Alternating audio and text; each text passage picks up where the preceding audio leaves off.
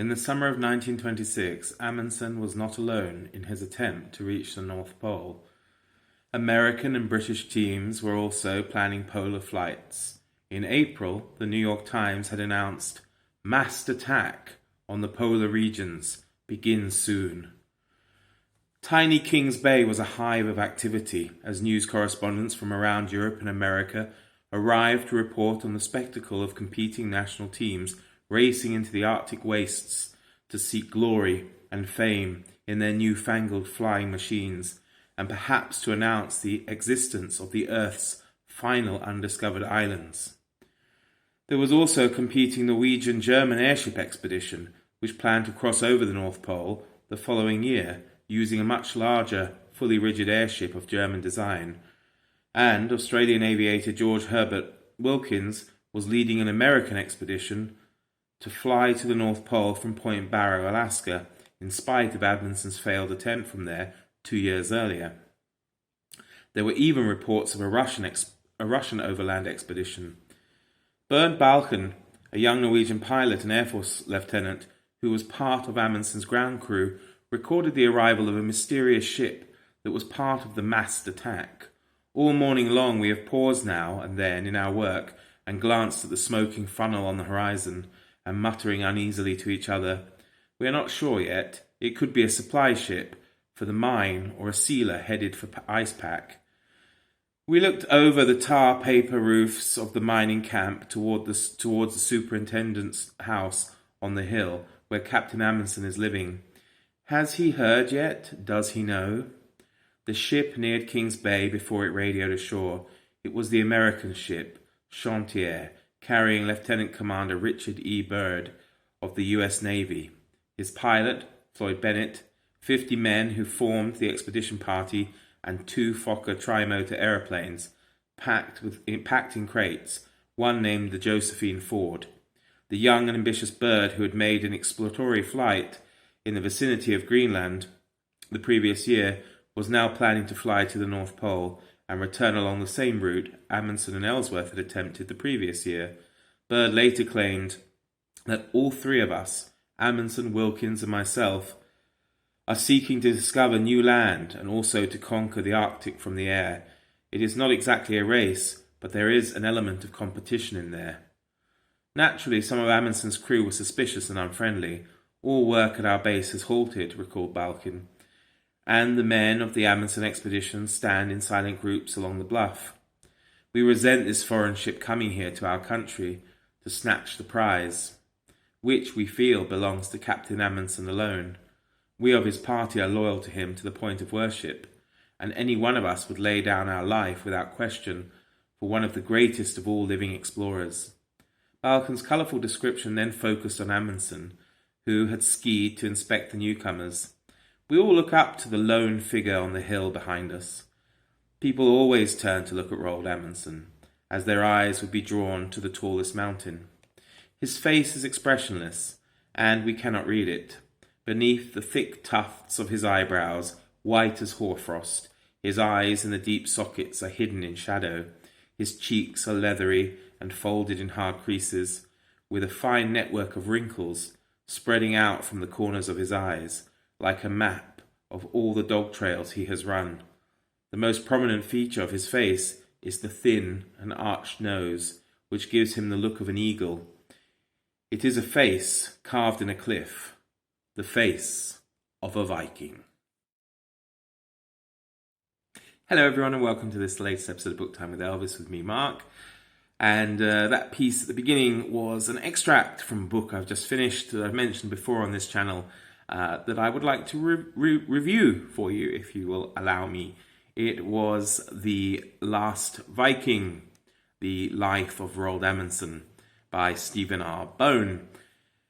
Imagine, if you will, imagine that by the dawning of the new century, the 20th century, there were very few blank spaces left on the map and very few expeditions of discovery left to undertake. Excluding, of course, the conquest of Everest, there were probably 4 big prizes in the world of exploration.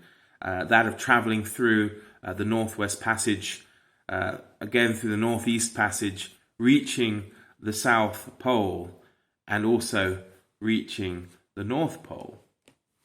So you can see there were a few things left to do. And one man did all four of those things. In fact, it's quite funny. That man, Roald Amundsen, he said of himself, he said, on another occasion he wrote he was glad he hadn't been born later, because then there would have been nothing left for him to do but go to the moon. So it's pretty amazing, isn't it? Those four major things left, barring Everest. One man did it. And that man, as I've already mentioned, is Roald Amundsen. He claimed all of those prizes, becoming undisputedly the greatest polar explorer of all time. And in this book, the author Stephen Bown just unravels the extraordinary life of this extraordinary man. A man who I think history has not been very fair to. And when I say history, I mean probably British history has not been very fair to Roald Amundsen. And in this book, we follow all of his adventures. You know, we follow him from his first adventure, where he goes through the Northwest Passage, all the way through to the last adventure, the rescue mission he undertakes, which ends in his death. And, you know, he was so adventurous, for want of a better word. He really was. He didn't do things easily. Even when he was preparing for his various expeditions, he didn't take the easy route. I think on his first expedition, he was sailing he was going to sail from Spain, because I think he'd had a ship fitted out there. So, of course, he had to get from Norway to Spain.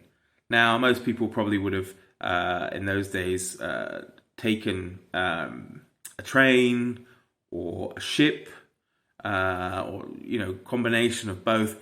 Not Roald Amundsen. No, he and his brother decided to try out these newfangled things called bicycles, and they cycled from Norway to Spain. Now, that would be tough now with, like, you know, all the fantastic modern mountain bikes we have, but I can't imagine what it would have been like on a late 19th century, early 20th century bicycle. Must have been, you know, pretty uncomfortable. So there you go. But as I was saying, you know, poor old Amundsen, I think, has often been miscast, really, as a kind of villain, specifically from the British perspective, because he works well as a kind of nemesis, if you like, to the tragic hero, martyr of Robert Falcon Scott, you know, Scott of the Antarctic. And Bown kind of really nicely illustrates that this was absolutely very far from the truth. Amundsen was a giant in his field, a true hero of exploration, and a remarkable man that deserves to be fondly remembered. And certainly after reading this, you know, I didn't know that much about him before, but, you know, I'll get into that a bit later.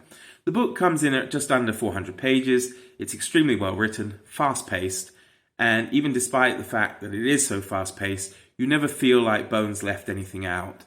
You know, you don't feel that he skipped over anything important. You think everything that needs to be said is said, and it's said very well. In addition to, of course, the hero of his own biography, Roald Amundsen, we do meet other colourful characters that come in and out of his life. People like Sir Ernest Shackleton, who I'm sure some of you have probably read his book South and the story of the Endurance. Probably don't need to say too much about him. We meet Adolf Henrik Lindström, who the name probably doesn't mean anything to you, but he was close crew member of Amundsen on his voyage through the Northwest Passage, and also through his journey to the South Pole. He was an overweight, jovial fellow who was actually the cook. And, you know, if you think when they journeyed through the Northwest Passage, they spent almost 4 or 5 years stuck in the Arctic ice, floating through to get to the other side, to come out somewhere in Alaska, having started in Norway. And this guy Lindstrom, he cracked jokes. He always had a smile on his face, and he cooked really good food, and he kept everybody alive. And he just seems a really colourful and interesting character. And among others, another two, I suppose, but they come in tandem that we meet, is Umberto Nobile and Titina. And probably, if you don't know, Titina's a dog. Titina was a terrier that was found wandering the streets of Rome, cold and hungry. And this man, Umberto Nobile, took her in. Nobile was actually an academic and expert in the building and design of airships. And this became important because the last great expedition that Amundsen undertook was crossing the North Pole from Svalbard in Norway, planning to go to Nome in Alaska by airship. And Nobile came along, and he brought Titina, his dog, his terrier, with him. Unfortunately, they didn't get on very well. There was a lot of political problems, and there was some influence even from Benito Mussolini. Nobile was actually a serving officer in the Italian army, and so the two men had their gripes. And unfortunately, Nobile took it upon himself 1 or 2 years after this event to try the same journey again, but this time alone without Amundsen, and his airship crashed. He and his dog crashed. He was badly injured. A couple of the men he was with were killed. Titina was fine, but they were stranded somewhere in the North Pole, and this huge rescue mission was launched. And despite their big falling out, Amundsen demanded to kind of be part of this, and this ultimately led, unfortunately, to his disappearance and his death. But that just kind of shows you the type of man he was, that they had, these huge disagreements, basically disliked each other, but still Amundsen was willing to risk his life, which of course in the end he did do. Bown wonderfully, vividly describes each expedition that Amundsen goes on, so much so that you feel sometimes like, popping on the central heating, because you can feel the cold and the harshness and the just sheer cruelty of Arctic and Antarctic winds, flying off the pages, really. And I think Bown is very fair and balanced in his portrayal, both of Amundsen and other people. I mean, there are some unfortunate and uncomfortable moments in the book pertaining to especially the sled dogs in the South Pole and what happened to them.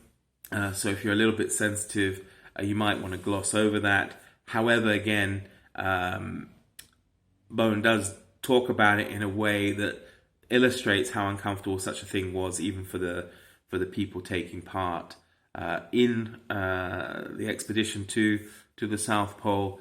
It's almost as unpleasant for them as it is for us to read about it. The way he starts off the book, he starts off talking about the disappearance or the crash of Nobile and his airship, and the launching of this rescue mission to the North Pole to try and find out what happened to Nobile, and Amundsen getting involved with that. And then he just goes back to Amundsen's birth and early life, and then follows the story through right back to the point he started at. So it's a tried and trusted method, probably, of biography, but Bown does it really, really well. And I think it's important to point out that this book isn't like a long tome of hero worship from Bown to Amundsen. He's quite happy to demonstrate, the flaws, Amundsen's flaws, of which there were many. To be honest, such things like his numerous affairs with married women, his terrible financial acumen, his temper that got him into trouble a few times. But, it's balanced. He really does show as well how Amundsen just proves himself, despite these negative things as well, time and again, to be a great leader and a man of principle, and someone who was really before his time when it came to manipulation and using mass media to kind of create this celebrity status. And going back to when I said he was a man of principle, there's a very nice part in the book where during the First World War, Amundsen had kind of had a bit of sympathy for Germany. He didn't really like Britain very much. And it wasn't because of the Scott thing. It was basically because of the way he was treated by them after his going through the Northwest Passage. He felt that the British kind of snubbed him. And then this was compounded by their attitude over Amundsen getting to the North Pole, the South Pole, before Scott did. So he kind of sympathised with the Germans until the Germans sank a neutral ship with all people on board killed, including some Norwegians. And it's very interesting what he did. After deliberating on a course of action for 24 hours, Amundsen collected an envelope. In an envelope, all his German decorations and medals, several of which had been personally pinned to his chest by Kaiser Wilhelm II, and he proceeded to the German legation in Oslo. He marched into the office of the German minister, a man with whom he had been acquainted socially. When the man smiled and reached out his hand, Amundsen met the gestures with tight-lipped determination. He refused the handshake and instead read from a handwritten note that expressed his indignation and resentment, and brought forth his precious envelope to be returned to the emperor. So it's nice to see there, as I said, that he was, this man of principle as well as other things. I knew, as I said, very little about this intrepid man from Norway, and after reading this book, I'm really filled with much respect and wonder that one person can really do so much. And I feel, even as this 42-year-old boy, that Amundsen is someone I can really look up to. And it's not just because of the things he achieved, but the kind of person, kind of man he was. From his open-mindedness regarding indigenous peoples and his belief that they were just as advanced as people living in the so-called more civilized areas. The sense of honor he had, like with returning those medals, and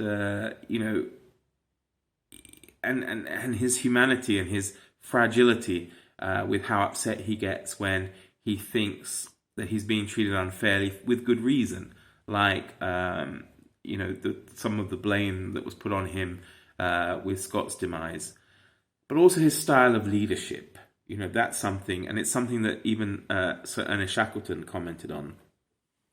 In Britain, Ernest Shackleton, responding to Amundsen's self-effacement in a speech to the Royal Geographical Society, noted that throughout the lecture tonight, I never heard the word I mentioned. It was always we. I think that is the way in which Amundsen got his men to work along with him, and it brought the successful conclusion. And I think that's very important and something a lot of people could really learn from today. So really all I'd say to you is, if you like biography, if you like tales of daring do and exploration and just wonderful stories, human stories, etc., then you can't go wrong by picking up this book and learning a bit about Roald Amundsen. And I'll just leave you with the following. So thank you very much for watching. I hope you'll join me again soon. I'm going to leave you with this. Amundsen packed more travel, excitement, danger, tragedy, pathos, and triumph into his 56 years than seemed possible even now. He led as successful a life as can be imagined, creating a record of sensational geographical feats that were front-page news in their day and that will never be forgotten. He fulfilled all his youthful dreams and then, as far as we know, died according to his professed desire. In a dramatic burst of publicity and mystery, he earned the title bestowed on him by the popular press, the Last of the Vikings. Thank you very much. Bye, everyone.